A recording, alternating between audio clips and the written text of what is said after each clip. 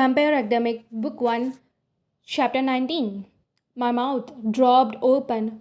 Huh? Wait, you mean sex? My astonishment prevented me from thinking of a better response. Manson thought it was hysterical. Just looked like he wanted to die.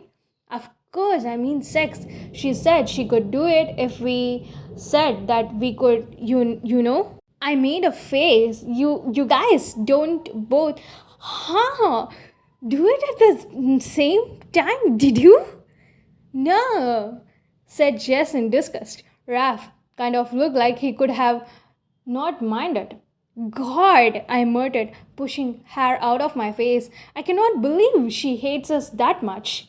Hey, exclaimed Jess, reading into my institution. What is that supposed to mean? We are not that bad, and you and me, we are pretty close to. No, we were not even close to that. Manson laughed again, and something struck me. If this happened back then, though, she must have still been dating Aaron. All three guys nodded. Oh, yeah. Mia really hated us. She could just moved beyond poor girl wronged by girl's brother and well into psychopath territory. She could slept with these two and cheated on a boyfriend whom she seems to order.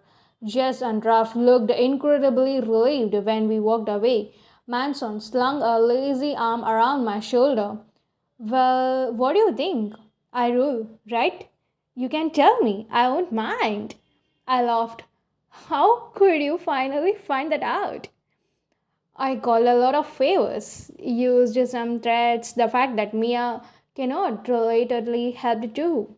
I recall Mia astonishing me to the other day. I don't think she was entirely helpless yet, but don't say so. They will start telling people on Monday, he continued. They promised everyone no by lunch. Why not now? I asked suckfully. They slept with a girl, hurts her more than them. Yeah, true. They don't want to deal with it tonight. You could start telling people if you want to. We could make a banner with as many times as Mia had called me a slut and whore. Not a bad idea. You got any markers on paper? My words trailed off as I started across the gym to where Lisa stood surrounded by admirers. Aaron's arm around her waist, she wore a sleek pink cotton steel in a shade I never could have pulled off. Her blonde hair had been pulled up in a bun that she could use little Christian hairpins on. It almost looked like she wore a crown. Princess Basila, the same feeling as the earlier hummed through me, anxiety and excitement. She just could not quite enjoy herself tonight. Watching her from the other side of the room, lurking in the darkness, was Christian. He practically blended into the shadows. Stop it, Manson chided me, seeing my stare. Don't worry about her tonight. Hard not to. It makes you look all depressed, and you're too hot in that dress to look depressed. Come on, that is Eddie. He dragged me away, but not before I cast a one last glance at Lisa over my shoulder. Our eyes met briefly. Regret flashed through the bond, but I pushed her out of my head, speaking and managed to put on a good face when we joined a group of other non-voice. We earned a lot of Maligri by telling them about Mia's scandals and pretty or not, seeing my name cleared and getting revenge on her felt amazingly good. And as those in our group wandered off and mingled with others, I could see the news spreading and spreading. So much for waiting until Monday. Whatever, I don't care. I was actually having a good time. I fell into my old role, happy to see I had not grown too dusty in making funny and flirty remarks. Yet, as time passed and Eddie's party grew closer, I started to feel Lisa's anxiety pick up in intensity. Frowning, I stopped talking and turned around, scanning the room for her. There, she was still with a group of people, still the sun in her little solar system, but Aaron was leaning very close to her, saying something in her ear. A smile I recognized as fake was plastered across her face. And the annoyance and the anxiety from her increased further. Then it spiked. Mia had walked up to them. Whatever she could come to say, she could not waste any time in saying that.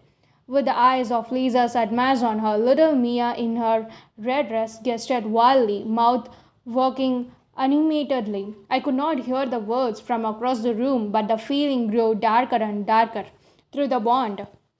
I have to go, I told Manson.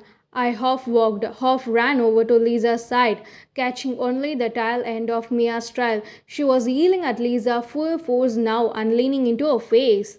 From what I could tell, words must have reached her about Jess and Raph selling her out. You and your slutty friend. I'm going to tell everyone what a psycho you are and how they had to lock you in the clinic because you're so crazy. You're putting you on meditation. That is why you and Rose left before anyone else could find it out. Cut. Wow, not good. Just like at our first meeting in the cafeteria, I grabbed her and jerked her away. Hey, I said, slutty friend is here. Remember what I said about standing too close to her? Mia snarled, baring her fangs. As I noted before, I could not feel too sorry for her anymore. She was dangerous. She had stopped low to get back at me. Now somehow she knew about Lisa and the cutting, really knew too. She was not just guessing, the information she had now sounded both like with what guardians on the scene had reported as well as what I could told them about Lisa's history. Maybe some confidential doctor stuff too. Mia snagged the records somehow. Lisa realized it too, and the look on her face, cat and Fraggle, no more princess, made my decision for me. It don't matter that Kirova had spoken the other day about giving me my freedom, that I could have been having a good time, and that I could have let my worries go and party tonight. I was going to ruin everything right here and right now. I am really not good with impulse control.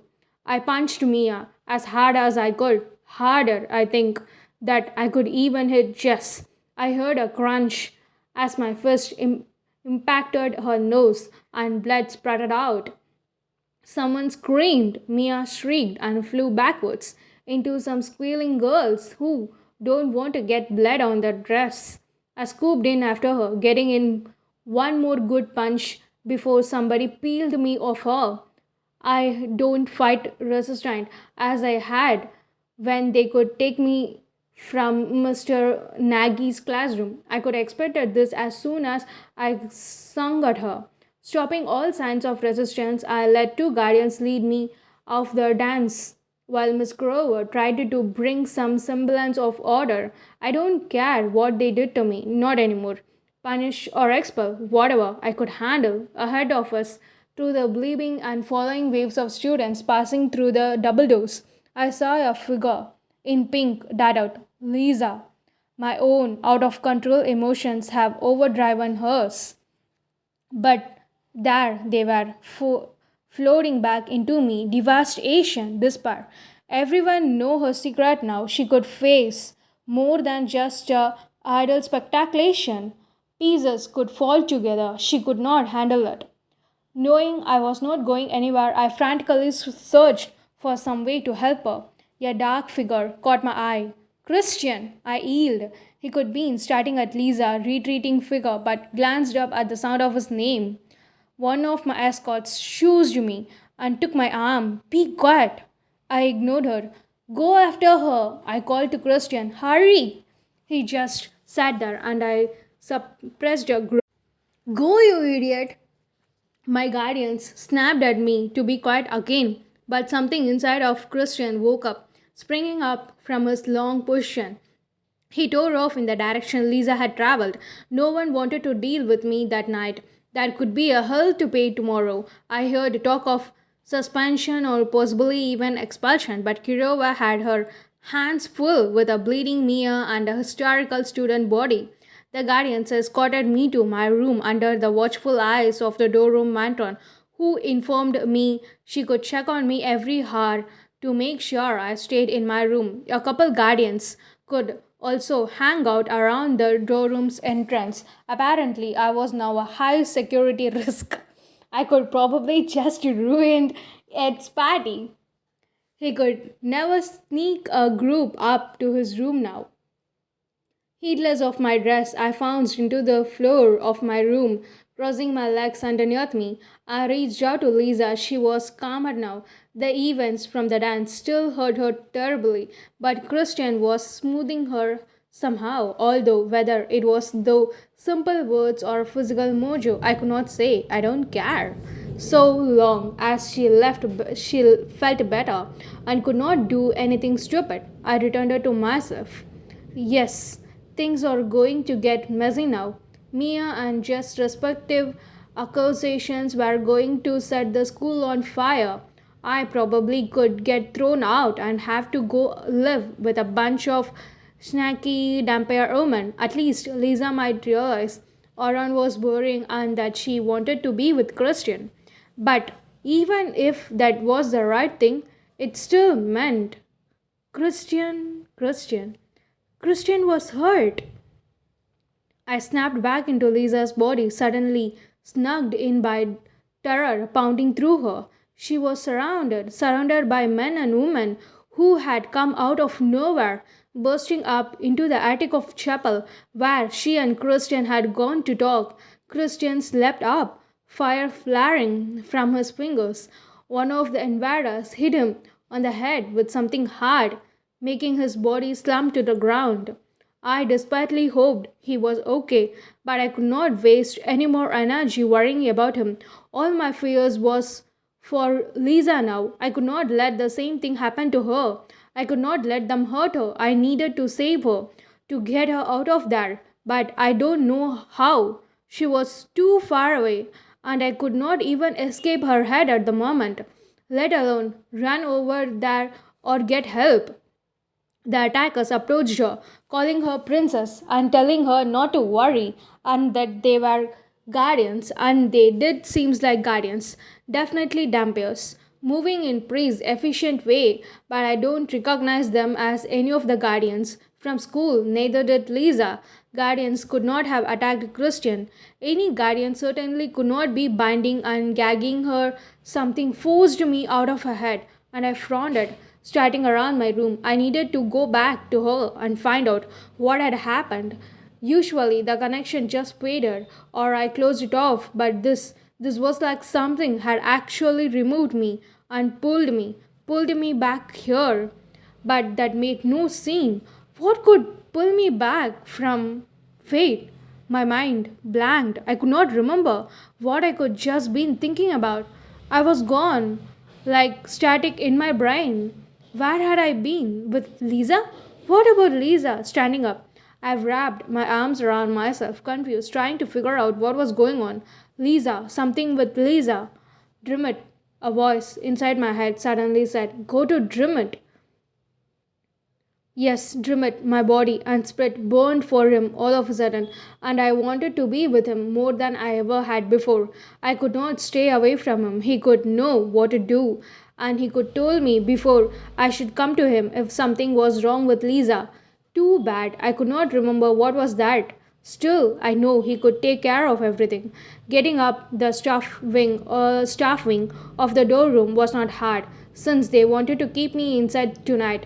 I don't know where his room was, but it don't matter. Something was pulling me to him, urging me closer. An instinct pushed me towards one of the doors, and I beat the daylight out of it. After a few moments, he opened it, brown eyes widening when he saw me. Rose, let me in. It's Lisa. He immediately stepped aside for me. I could apparently caught him in bed because the covers were peeled back on one side and only a small tableside lamp shone in the darkness. Plus, he wore only cotton pajamas bottoms his chest, which I could never seen before. And wow, did it look great! Was bare. The ends of his hair curled near his chin and appeared damp like he had taken a shower not so long ago. What's wrong? The sound of his voice thrilled me. I could not answer, and I could not stop staring at him. The force that had pulled me here pulled me to him. I wanted him to touch him so badly I could barely stand it. It was so amazing, so unbelievably gorgeous. I know somewhere something was wrong, but it don't mean seems important. Not when I was with him. With almost a foot separating us, there was no way I could easily kiss his lips without his help. So instead, I aimed for his chest, waiting to taste the warm, smooth skin. Rose! Exclaimed, stopping back. What are you doing? What do you think?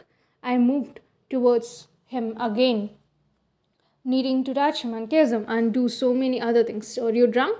He asked, holding his hands out in warning gesture. Don't I wish?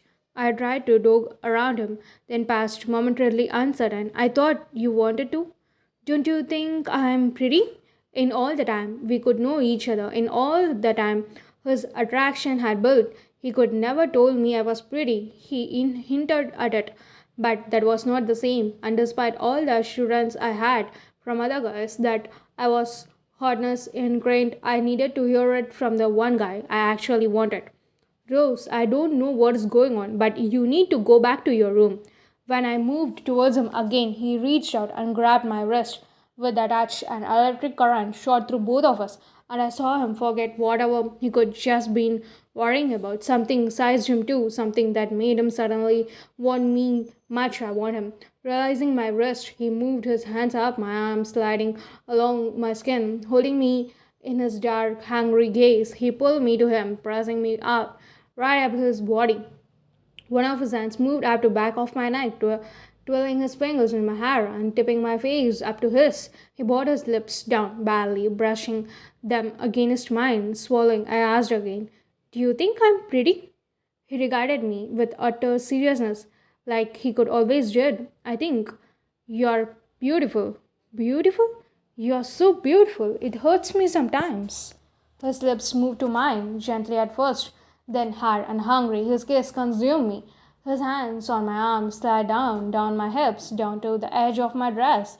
He gathered up the fabric in his hands and began pushing it up my legs. I melted into the touch, into his kiss, and the way it burned against my mouth. His hands kept sliding up and up until he could pull me the dress over my head and toasted it to the floor. You got rid of that dress fast. I pointed out between my heavy breaths. I thought you liked it. I do like it, he said. His breathing was heavy as mine. I love it. And then he took me to the bed.